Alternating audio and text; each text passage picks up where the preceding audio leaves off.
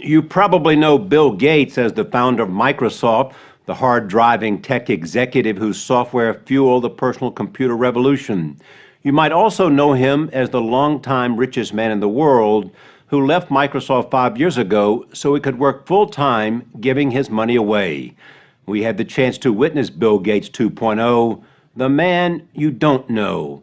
He is driven as much as anyone we have ever met to make the world a better place. Gates told us why he thinks inventions are the key to success and just what he intends to accomplish with his time, intellect, and $67 billion fortune, starting with his plans to knock out some of the world's deadliest diseases. The story will continue in a moment.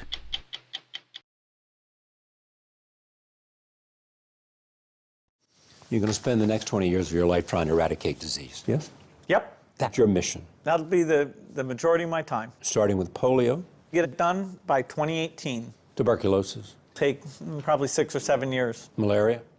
Malaria is the one that the tools are being invented now, 15 or perhaps even 20 years, but start to really shrink that map.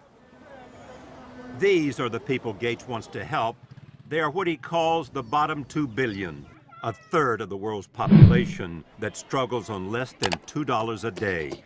They are poor, hungry, lack electricity and clean water. Gates' most urgent goal, help the millions of children under 5 who die every year, 1 every 20 seconds, from preventable diseases. No one alive that I know of has said, my goal is to eradicate a disease, and then another disease, and then another disease. Yeah. This is somebody that dreams high.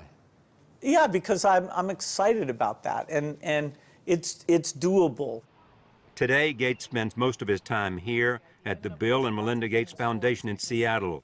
He runs it with his father, Bill Sr., and his wife, Melinda, whom he credits with being a driving force behind the foundation. There are over 1,100 employees to help them decide which programs to fund. But Gates still visits sites around the world to see what's working and what's not. I welcome Bill Gates to our school. The government of Ghana and all school-age children are grateful for your support. Very well done. Great to be here. The grants here go towards school nutrition, This is spinach. improving agriculture, We don't have enough water in the river. and most important to Gates, life-saving vaccines. There you go. Thank you. Well, whenever you see a mother bringing a sick child into a facility, it's easy to relate to, what if that was my child?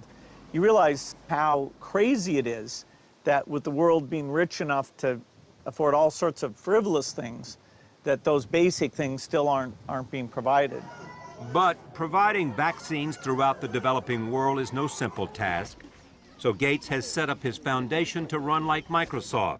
He insists on strict accounting, and when a problem arises, he pulls in the best people to find solutions. We saw a good example of that when it comes to vaccines. To be effective, they need to be kept cold.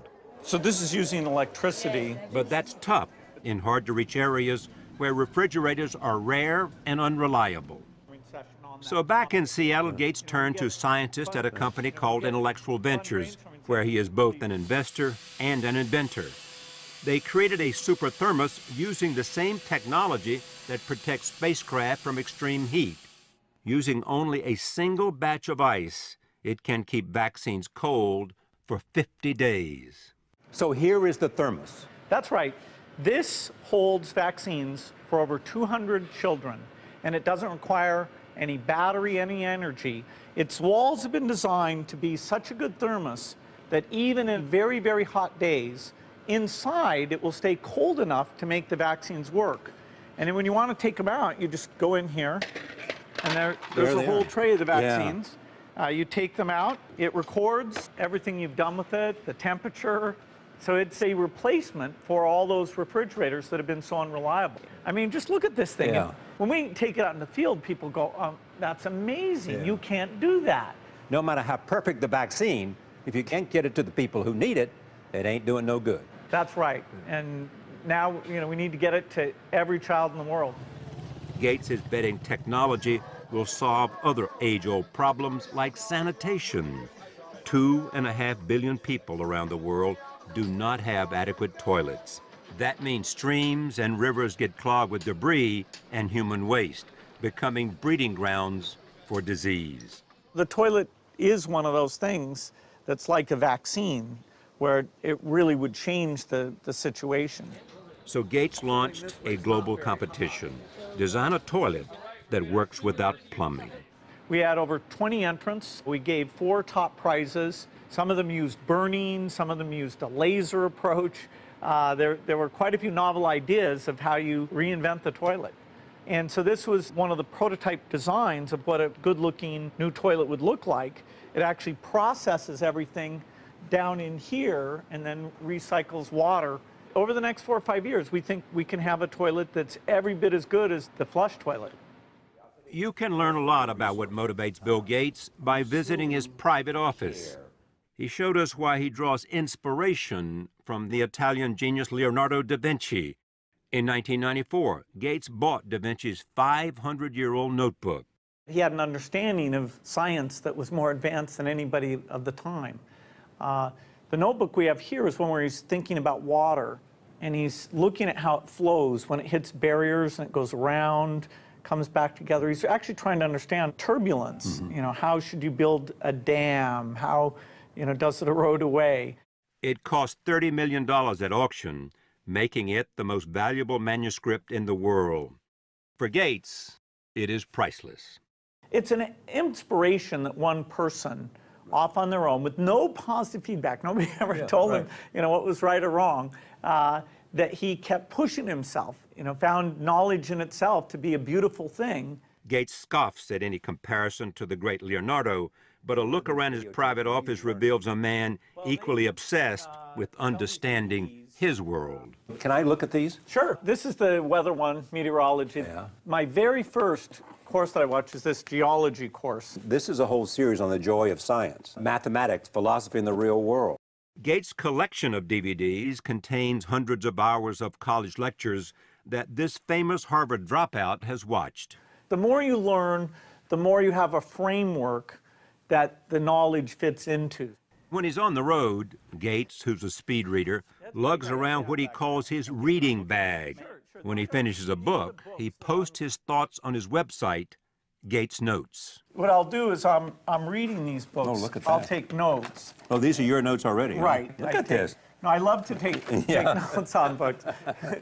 So I just haven't written it up yet. How long will it take to read all of this?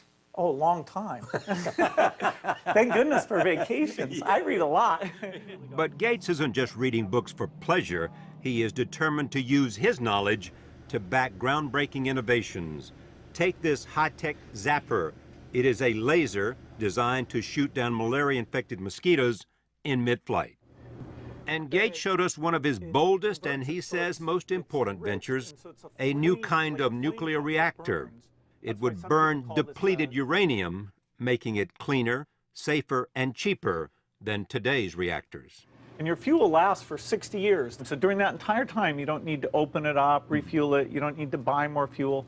So there's a certain simplicity that comes with this design. And when could it come on stream? Best case would be to have a prototype around 2022. Bill Gates calls himself an impatient optimist, a description his wife Melinda says was accurate even when they met over 20 years ago. Melinda, what did you like about him? Just his curiosity and his optimism about life and this belief that, that you can change things. I mean, he believed that clearly in Microsoft. He was changing the world with software, and he knew it. Is the curiosity a shared curiosity, or are there different curiosities? Well, we both have curiosity for lots of things. Bill, at this stage in our life, also gets more time to read than I do, quite honestly, with 3 kids in the house. Yeah. But the great thing is Bill will go read an entire book about fertilizer. And I can tell you, even without 3 kids in the house, I'm not going to read a book about fertilizer. Yeah. But he loves to teach. And so as long as I have time, we'll spend time talking about that. What is it about a book about fertilizer? I mean, seriously. Fertilizer is very interesting. We couldn't feed a few billion people would have to die if we hadn't come up with fertilizer. How do you find a balance in all this? Father, chairman of a major company, a foundation, and then all these other ventures. How does the balance come to you? I don't mow the lawn. You found somebody to do that? Absolutely. He's come a long way from that teenage prodigy obsessed with writing computer code. Over nearly 4 decades, we've watched Bill Gates help lead the digital revolution with what he now admits was a fanatic and relentless determination. You guys never understood. You never understood the first thing about this. I'm not using this thing. In the early years, there was a demanding guy, there was a driven guy, there was an obsessed guy, there was, some say, an arrogant guy. Have you changed? I've certainly learned. When I make a mistake, you know, and my thinking is sloppy, I like to be very hard on myself. Like, that is so stupid. How could you not see how those pieces fit together? And that way that you're, you know, very disciplined yourself and careful about your thinking, you don't want it to extend out to when other people may not get something quite as quickly. It's like, oh, you know, how come you don't get this thing? Is he mellowed at all? I hope any of us in life mature, right? We all mature. But look, I wouldn't have married Bill if there wasn't a huge heart. With all the adjectives you just used about how he drove his career, which was very successful for Microsoft, there was an enormous heart, always there. No question Gates has softened with age. Just listen to how he reflected on his often tumultuous relationship with the late Apple CEO Steve Jobs. He and I, in a sense, grew up together. We were within a year of the same age, and you know, we were kind of naively optimistic and built big companies. We achieved all of it, and most of it as rivals, but we always retained a certain respect, communication, including even when he was sick. I got to go down and spend time with him. And talked about what? Oh, about what we'd learned, about families, anything. Today, Gates says he gets advice on patience and generosity from his friend Warren Buffett, who 7 years ago entrusted the majority of his fortune to the Gates Foundation, and from his father Bill Sr., a lawyer who prodded his son into giving his money away. You've said before this is your hero. Why? Well, my dad has integrity. He's got a humble approach to things. He's calm and wise about things. It's just a huge influence to always, you know, want to live up to a great example. Someone said to me, your son may be the most influential person in the 21st century. I can only say yes. He's determined, as he already has proven, that he can dramatically reduce the number of kids under 5 who die. Right. He can't do any better than that, can he? That's right. That's right. There's no way to be unimpressed about that. You couldn't be more proud. I couldn't be more proud. That is exactly true.